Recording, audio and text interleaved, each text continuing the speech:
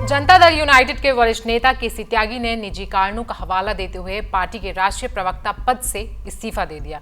उनके स्थान पर राजीव रंजन यानी कि ललन सिंह को जेडीयू का नया राष्ट्रीय प्रवक्ता नियुक्त किया गया है। पार्टी के महासचिव आफाक अहमद खान ने एक पत्र जारी करके इस बदलाव की जानकारी दी। हालांकि केसी त्यागी ने इस इस्तीफे के पीछे की वजह साफ नहीं बताई, लेकिन सिर्फ निजी कारण बोलकर पार्टी के राष्ट्रीय प्रवक्ता पद से इस्तीफा दे दिया। ऐसे में अब सवाल यही खड़ा होता है कि आखिर इन निजी कारणों के पीछे की असली वजह क्या है और पार्टी में केसी त्यागी की भूमिका अब क्या होगी। देखा जाए तो कई बार ऐसा हुआ है कि केसी त्यागी ने पीएम मोदी की टेंशन बढ़ाई और अब जब मोदी 3.0 की सरकार में नीतीश कुमार की पार्टी की अहम भूमिका है, तो ऐसे में जरूरी हो जाता है कि पीएम मोदी अपने सारे लूप होल्स को कवर करके चले। खैर, केसी त्यागी अब क्या करेंगे और क्या केसी त्यागी के इस्तीफे की असली वजह है, इस पर सभी की निगाहें टिकी हैं।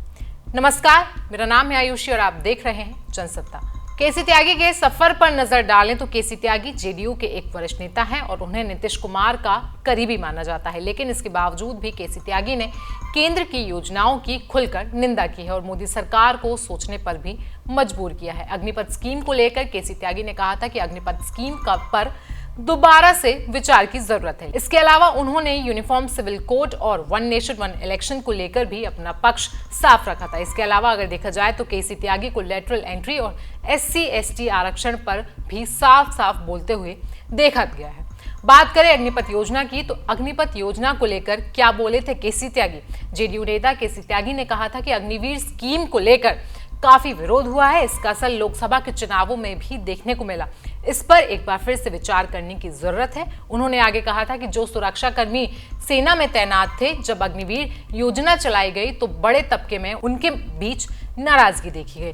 मेरा मानना है कि उनके परिवार ने भी चुनाव का विरोध किया। इसमें नए तरीके से विचार करने की सख्त जरूरत है।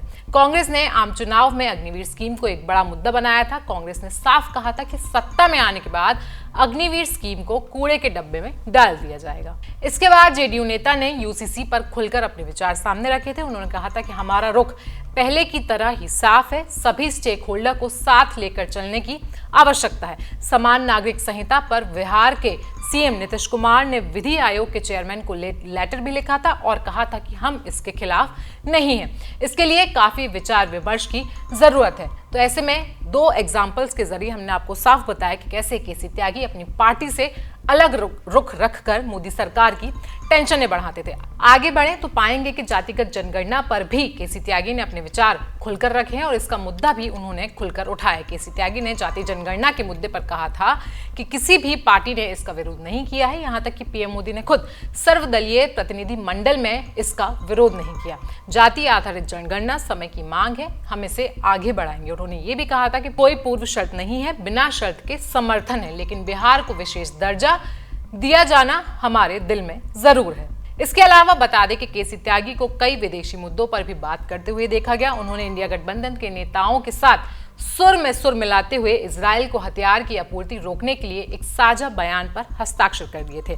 ये कदम जेडीयू नेतृत्व को काफी ही असहज करने वाला था और इससे पार्टी के भीतर और बाहर दोनों जगह विवाद बढ़ गया था। तो अब केसी त्यागी के इस्तीफा देने की आखिर में असली वजह क्या है, ये तो अभी सामने नहीं आई है, लेकिन इन सभी मुद्दों से लगता है कि आखिरकार मोदी सरकार ने एक बार फिर से अपना सेफ कार्ड खेला है।